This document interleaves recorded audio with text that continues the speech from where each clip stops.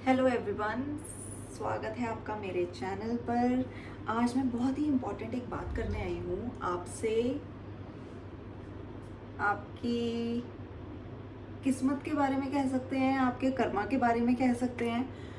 ये चीज़ें आपको समझनी बहुत ज़रूरी है, इसीलिए मैंने सबसे पहले ये टॉपिक उठाया है एस्ट्रोलॉजी का। तो होता क्या है, आपने बहुत बार ऐसा सुना होगा कि हमारी किस्मत खराब है या हमारे कर्म खराब है, या ऐसी बहुत सारी चीज़ें, बहुत सारी बातें हम लोगों से भी सुनते हैं, हमारे अपने माइंड में भी आती हैं। तो ऐसा क्यों होता है, ये सारी बातें क्यों आती हैं हमारे माइंड में? कहा जाता है कि जो भी अभी हमारे इस लाइफ में हमारे साथ हो रहा है, ये हमारे पिछले जन्म के कर्म है, राइट? तो पिछले जन्म के कर्म कैसे हैं, ये हमें समझना बहुत ज़रूरी है। एस्ट्रोलॉजी में 5th house is the house of previous Karma. जो भी हमने पिछले जन्म के कर्म किए थे, वो सारे हमें अपने 5th हाउस से दिखाई देते हैं।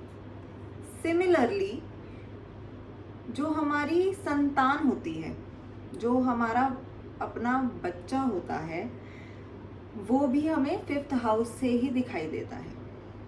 मतलब हम एस्ट्रोलॉजर्स वो 5th हाउस से ही बताते हैं आपके संतान के बारे में, राइट?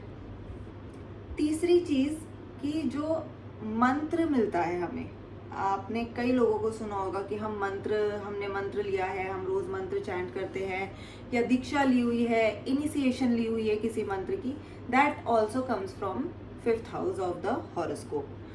तो ये सारी की सारी चीज़ें कनेक्टेड है। कैसे कनेक्टेड है? बहुत इंटरेस्टिंग है। तो जितने भी हमारे पिछले जन्म के कर्म हैं, वो हमें 5th हाउस से आते हैं, ठीक है? और कर्म को काटने के लिए बोलते हैं ना कि अब इस जन्म में कर्म अच्छे करोगे या मंत्र चैंट करोगे तो आपके पिछले जन्म के कर्म कट जाएंगे। तो वो काटने के लिए आपको मंत्र चैंट करना चाहिए, तो आपके जो है वो पिछले जन्म के कर्म कट जाते हैं। और साथ ही में आपने ये भी सुना होगा कि अगर कर्म अच्छे हैं तो संतान अच्छी मिलेगी, या अगर किसी की संतान अच्छी नहीं है, कोई दुख भोग रहा है अपनी संतान की वजह से, तो उसको बोला जाता है आपके ना कर्म पिछले जन्म के अच्छे नहीं होंगे, इसलिए आपको इतना दुख झेलना पड़ रहा है अपनी संतान में। या आपने कई लोगों को ऐसा भी बोलते हुए सुना होगा, मैंने बहुत सुना है, क्योंकि कि संतान से इतना दुख मिल रहा है, पता नहीं पिछले जन्म में क्या कर्म किए थे हमारे बच्चे, हमें इतने दुख दे रहे हैं। तो ये सारी की सारी चीज़ें कनेक्टेड हैं, जो कि हम सब 5th हाउस से देखते हैं। तो अब आता है दूसरा क्वेश्चन लोगों की तरफ से कि हमें संतान प्राप्ति कब होगी, या होगी भी या नहीं होगी। आजकल तो ये भी बहुत चल रहा है।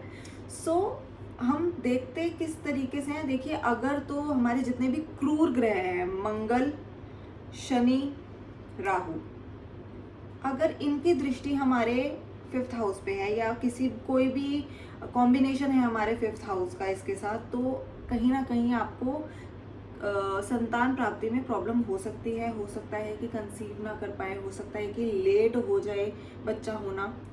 तो ये सारी प्रॉब्लम्स आपको फेस करनी पड़ सकती हैं। दूसरी चीज़ कि अगर आपका गुरु की दृष्टि है 5th हाउस पे, या फिर 5th लॉर्ड की दृष्टि है, यानी कि जो भी आपका मालिक है पंचम का, उसकी दृष्टि है, या फिर सूर्य की दृष्टि है, क्योंकि वो कारक, मतलब काल पुरुष की पत्री में अगर देखते हैं तो 5th हाउस जो है वो सूर्य का है, तो जो है आपको संतान प्राप्ति अवश्य होगी। अगर तो शनि की डबल दृष्टि आ जाती है, राशि दृष्टि और ग्रह दृष्टि, दोनों की दोनों हमारी 5th हाउस पे आ जाती है, then there is some problem in conceiving. तो वो थोड़ा मैटर सीरियस हो जाता है और कंसीव करने में आपको प्रॉब्लम हो सकती है।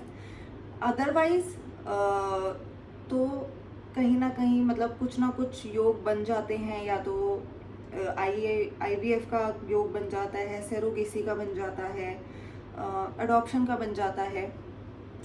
अगर तो शनि की डबल दृष्टि है, देन वहाँ पे थोड़ी सी प्रॉब्लम आ सकती है।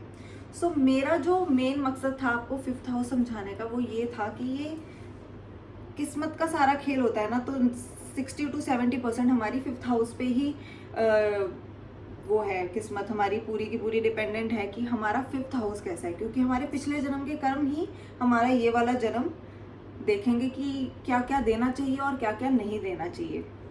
तो कर्मों के हिसाब से हमारा 5th हाउस हमें रिजल्ट देता है और वही लाइफ हमारी पूरी की पूरी चलती है। सो अगर आपको ये वीडियो अच्छी लगे तो do subscribe my channel and share. Thank you so much.